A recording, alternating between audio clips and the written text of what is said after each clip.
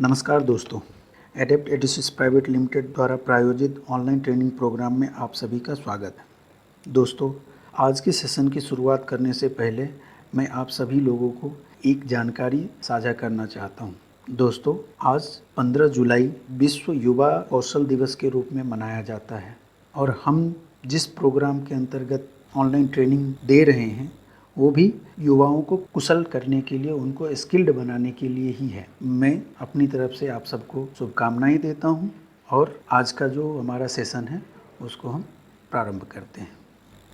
दोस्तों, जैसा कि आप सभी जानते हैं कि पाइप का प्रयोग विभिन्न प्रयोजनों के लिए किया जाता है, जैसे पीने के पानी के लिए या फिर सिंचाई के लिए या जो वेस्ट वाटर होते हैं उनको बाहर निकालने के लिए। इन सभी कार्यों में पाइप का प्रयोग किया जाता है। पाइप भिन्न भिन्न प्रकार के होते हैं और वो भिन्न भिन्न सामग्री से बने होते हैं। तो आज के हम इस सेशन में इन्हीं सामग्रियों के बारे में और उनसे बने पाइपों के बारे में जानेंगे कि उनके प्रयोग कहाँ कहाँ और किस प्रकार से होते हैं। दोस्तों, पहला जो पाइप है वो है लोहे का पाइप, या जिसे अंग्रेजी में कास्ट आयरन पाइप भी कहते हैं। दोस्तों, इसका प्रयोग ज़्यादातर उच्च दबाव वाले जो ट्रांसमिशन है पानी के, वहाँ पे किया जाता है। उच्च दबाव वाले ट्रांसमिशन पानी भी हो सकते हैं, गैस भी, या फिर सीवेज के, इन सब की निकासी के पाइप के रूप में इनका प्रयोग किया जाता है। दोस्तों, कास्ट आयरन पाइप के कुछ फ़ायदे हैं। पहला, जैसे ये लागत में सस्ते होते हैं। दूसरा, इनमें जंगरोधी क्षमता अधिक होती है और ये अत्यधिक टिकाऊ होते हैं। दोस्तों, दूसरा जो हमारा पाइप है वो है डक्टाइल आयरन पाइप, जिसको हम नमनीय लोहे का पाइप भी कहते हैं। डक्टाइल आयरन पाइप का प्रयोग जो है वो पीने योग्य पानी के ट्रांसमिशन और वितरण के लिए किया जाता है। अगला जो हमारा पाइप है वो है स्टील पाइप। दोस्तों, सीआई पाइप की तुलना में स्टील पाइप ज़्यादा ताकतवर और कम वजनी होते हैं, इस कारण ये बेहद लोकप्रिय है। जल आपूर्ति प्रणाली में स्टील पाइप का उपयोग तब किया जाता है जब बड़े व्यास की पाइप की आवश्यकता होती है, या फिर जब किसी पाइप में जो पानी का प्रवाह या किसी भी तरल पदार्थ का प्रवाह है उसका जो दबाव है वो 7 किलोग्राम प्रति वर्ग सेंटीमीटर से ज़्यादा होता है, तब हम स्टील पाइप का प्रयोग करते हैं। स्टील पाइप प्रयोग में लाने के लिए हमें प्रतिकूल वायुमंडलीय प्रेशर से बचाने के लिए पर्याप्त उपाय करने की आवश्यकता होती है। दोस्तों, अगला जो हमारा पाइप है वो है जस्ती लोहे का पाइप या जीआई पाइप। दोस्तों, जीआई पाइप हर जगह आप देखते होंगे, लोहे का पाइप जो नल टूटी लगा होता है वो सब जीआई पाइप से ही बने होते हैं, जीआई से ही बने होते हैं। गैल्वेनाइज्ड आयरन इसको बोलते हैं अंग्रेजी में। ये पाइप ज़्यादातर पानी की आपूर्ति कार्य के लिए इमारत के अंदर उपयोग किए जाते हैं। लोहे के पाइप पर जस्ते की कोटिंग की जाती है, जिसके कारण इसको जंगरोधी बनाया जाता है। इसके जो धातु की मोटाई के अनुसार इनके पाइप को हल्के, मध्यम या भारी ग्रेड की श्रेणी में बनाया जाता है। इन पाइपों को लगाते वक्त कुछ एहतियात बरतने की ज़रूरत होती है, जैसे कि यह सुनिश्चित करना कि पाइप के चारों ओर काटने के बाद जो बर रह जाते हैं उनको अच्छी तरीके से हटा लिए गए हों। थ्रेडिंग करने के दौरान तेल या चिकनाई का प्रयोग करें। यह थ्रेडेड भाग को पाइप कटर से नहीं काटा जाना चाहिए, क्योंकि पाइप कटर से काटने पे इनकी कटिंग जो है वो आड़ी टेढ़ी हो जाती है। इस काम के लिए हमेशा हैक्सो का उपयोग करना चाहिए। दोस्तों, अगला जो हमारा पाइप है वो है कॉपर पाइप। दोस्तों, कॉपर पाइप का प्रयोग जहाँ पे गर्म पानी की आपूर्ति करनी होती है वहाँ पे किया जाता है। दोस्तों, कॉपर पाइप में उच्च ताकत होती है, इसलिए इनका प्रयोग वहाँ पे किया जाता है। कॉपर पाइप तांबे की चादर से बने होते हैं, इसलिए इन्हें आसानी से मोड़ा या घुमाया जा सकता है। कॉपर को बेहतर दिखाने के लिए उस पर क्रोमियम की प्लेटिंग की जाती है। दोस्तों, अगला जो हमारा पाइप है वो है एस्बेस्टस सीमेंट पाइप। दोस्तों, एस्बेस्टस सीमेंट पाइप का प्रयोग अभी से कुछ वर्ष पहले तक किया जाता था और वो प्रयोग होता था छतों से वर्षा के पानी को हटाने के लिए, या फिर सीवेज के पानी को बाहर निकालने के लिए, या फिर दूषित हवा को बाहर निकालने के लिए। इन कार्यों के लिए इनका प्रयोग किया जाता था। ये पाइप सामान्यतः 3 मीटर की लंबाई में उपलब्ध होते हैं। इन पाइपों की कीमत पीवीसी पाइपों से कम होती है। ये काफ़ी वजनदार और आसानी से टूट जाने वाले होते हैं। इन्हीं वजह से आजकल एस्बेस्टस पाइपों की जगह पे पीवीसी पाइपों का प्रयोग होता है। दोस्तों, अगला जो पाइप है वो है कंक्रीट पाइप।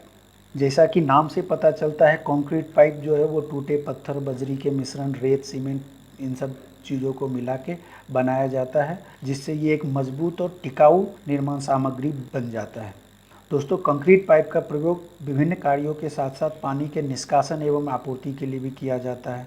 जिन स्थानों पर बड़े व्यास वाले पाइप की आवश्यकता होती है, वहाँ कंक्रीट पाइप का प्रयोग किया जाता है। कंक्रीट पाइप भी अलग अलग श्रेणियों में आते हैं, जैसे कि अपरिवर्तित पाइप, प्रबलित पाइप और पूर्व तनाव वाले पाइप। वीडियो के माध्यम से आप इसको समझ सकते हैं।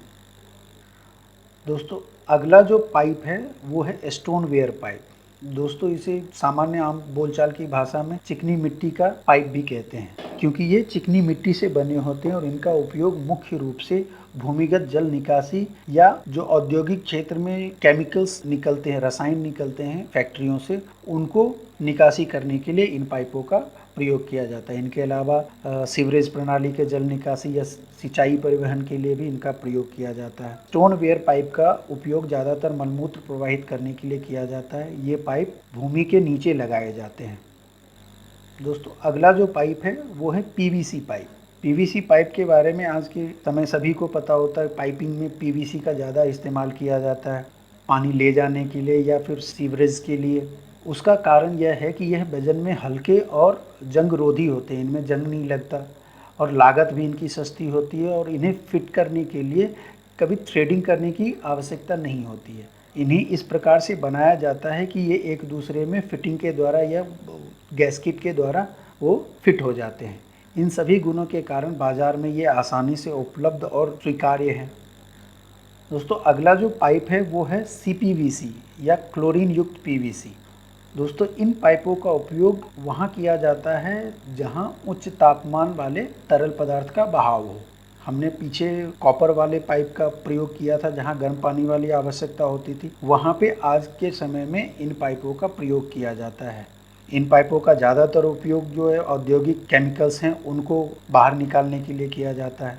इन पाइपों के प्रयोग के समय कुछ एहतियात की ज़रूरत होती है, जैसे पानी की आपूर्ति और अपशिष्ट वाले पाइप एक दूसरे के बहुत करीब नहीं होने चाहिए। दूसरा, सुनिश्चित करना चाहिए कि पानी का प्रवाह आपूर्ति के स्रोत की ओर वापस ना हो। तीसरा, पानी आपूर्ति पाइप और अपशिष्ट ले जाने वाले पाइप के बीच कभी भी क्रॉस कनेक्शन ना होना।